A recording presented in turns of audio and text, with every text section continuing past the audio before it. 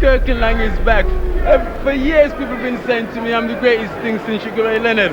Everywhere I go, I get it. The year is 1982.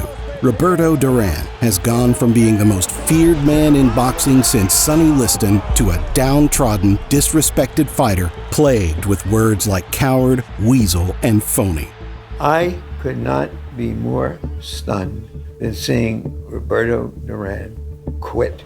After putting over a decade of work into the lightweight division and achieving greatness with a monumental win over the undefeated Sugar Ray Leonard in the welterweight division, Duran has only had 2 wins in his last 4 fights. Benítez, virtually without question, is the winner of the fight. So for Robert to regain favor with the people, Duran needs to show said people why he's great. And his final hope for that is an impressive performance against the unpredictable and underestimated Kirkland Lang. A scary Briton with a heart of gold and a style that favored no competition. Does Kirkland have what it takes to kick the delusion dog while he's down? Or will this once rabid beast return to his Cujo ways and sink his teeth back into the upper echelon of boxing again? Let's get into it.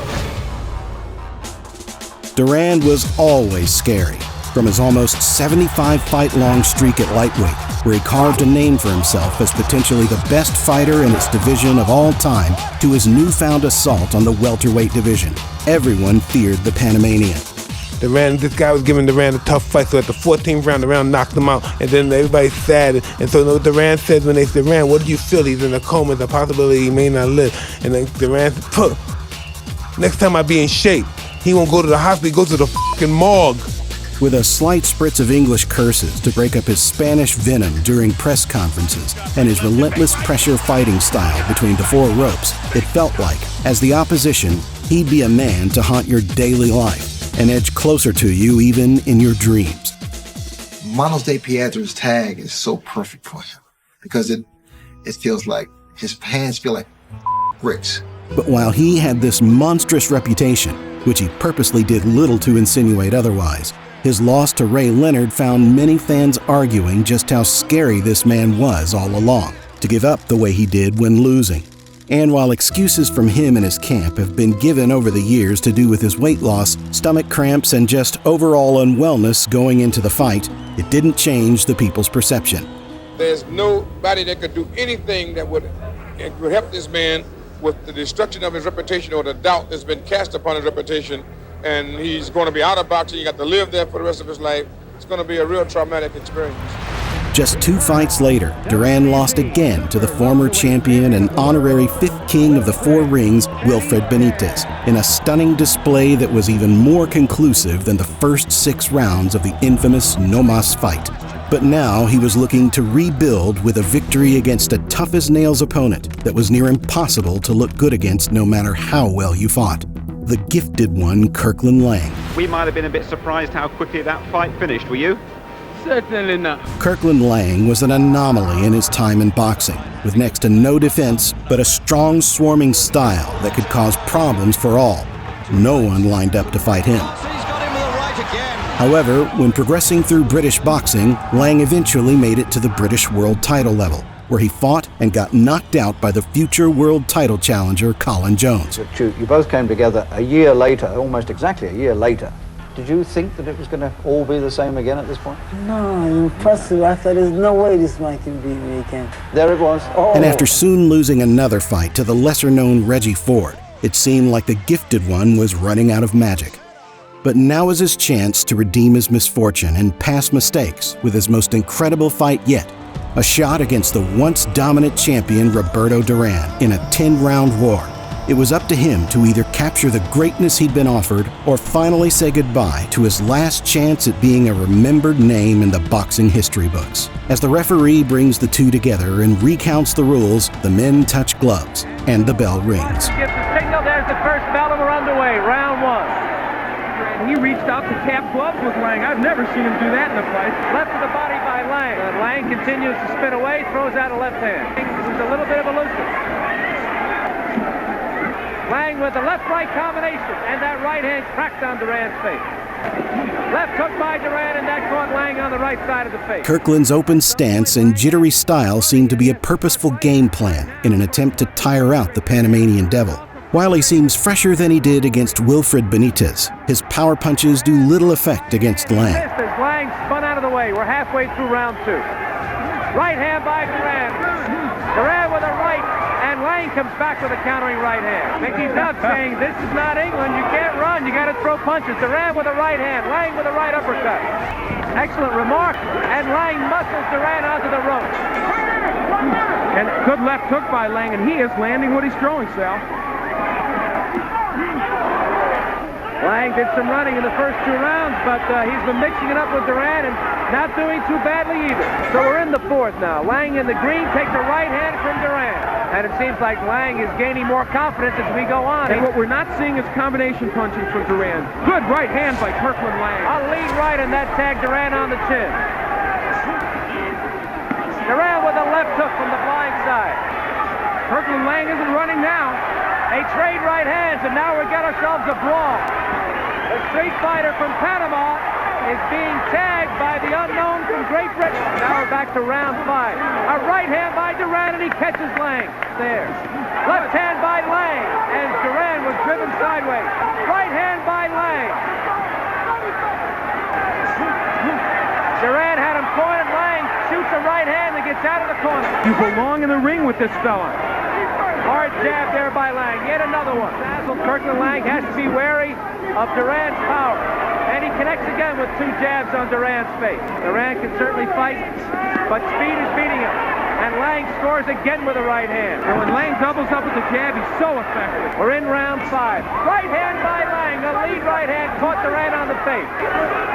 Final seconds, round 5. We're halfway through the scheduled 10-rounder. And Duran's comeback looms large. Well, Duran has not gotten inside very much, and when he is there, now we see him there. In fact, I've given the last 3 rounds to Kirkland Lang. And of course, this is little resemblance to the Roberto Duran who won the welterweight championship in 1980 in Montreal when he beat Sugar Ray Leonard. Corner told him to punch to the body. Good right by Lang. Right hand by Duran, a left hook by Lang. And Duran is there to be hit with that jab, but there's a good right hand by Duran. A right hand by Lang. Lang with a left hand. There's a triple jab by Lang.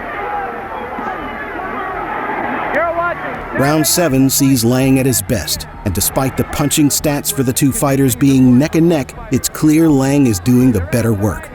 Duran's usual spring in his step is nowhere to be seen, and Lang's southpaw style and snappy left jab continuously catch Roberto unawares. A right hand by Lang, and that caught Duran flush on the jaw. The last round I gave him by the barest margin. Oh, big uppercut by Lang. But now Duran has stopped. For the remainder of this round, if I was Kirkland Lang, I'd try and box Duran. I would not stand inside with him, which he was doing before. Duran looked much like this, although he came back to win that fight. For round 8, it's scheduled for 10. Duran with a thunderous right hand. He caught Lang. One of the big problems is the timing for Duran. His timing is just so far off. A left hand by Lang. And here in round 8, Lang has not moved back a step. Lang takes the left hand from Duran. And Duran continues to try and take him out with a punch. He just caught Lang with a right hand. He's trying. Duran's trying to take him out. But Lang is smothering him. Lang pushes him off. Roberto Duran take a right hand from Kirkland Lang as we begin round 9. Right hand by Lang. What effect will Duran's reputation have on the judges here? That's a good question. Duran takes a right hand as he pushes forward. By Duran, the man he's fighting is a good welterweight and a pretty good junior middleweight. Kirkland Lang shoots a right hand and catches Duran on the head. Right hand by Duran. That used to be the electricity. Right hand by Lang. 10th and final round in Detroit. Roberto Duran and Kirkland Lang looking to take him out.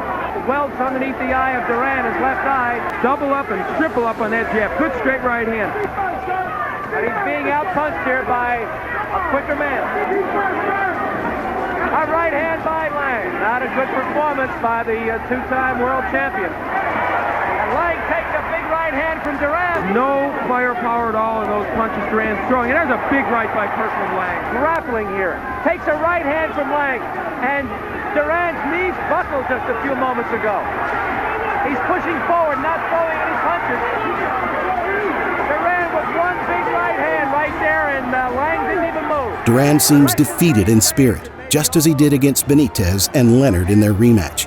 And despite the fight resulting in a split decision, it's clear there can only be one real victor of the night. 96 Lang, 94 Duran, the winner by a split decision, Kirkland Lang. As the judges' results are displayed, with all scorecards being 94 to 96, two of the main men with the pen and paper give the bout to Kirkland, while the other gives it to Roberto.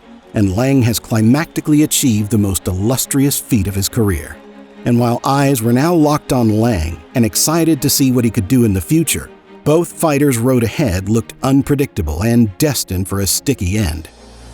Duran would infamously bounce back professionally, and having multiple historic nights in the ring that would be forever remembered, such as his grueling and impressive 15-round performance against Marvin Hagler, his spectacular showing against Davey Moore, and his great battle with Iran Barkley.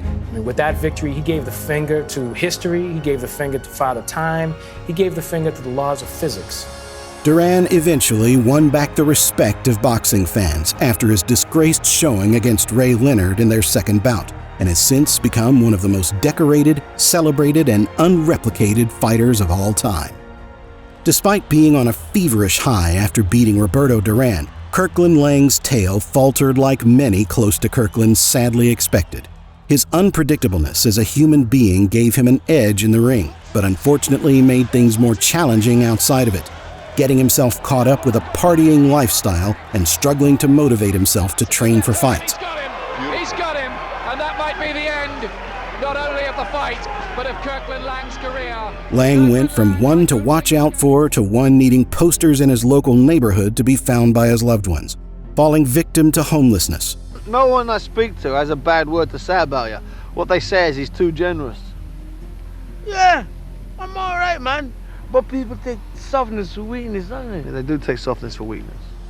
But while his career and achievements fell into obscurity, the end of his life seemed to be a cozy fortitude of solace for the man, as he lived out his days in a retirement home before passing in 2021. He was a troubled man, yet a loved one, with all who knew him remarking his likability and genuinely good-hearted nature.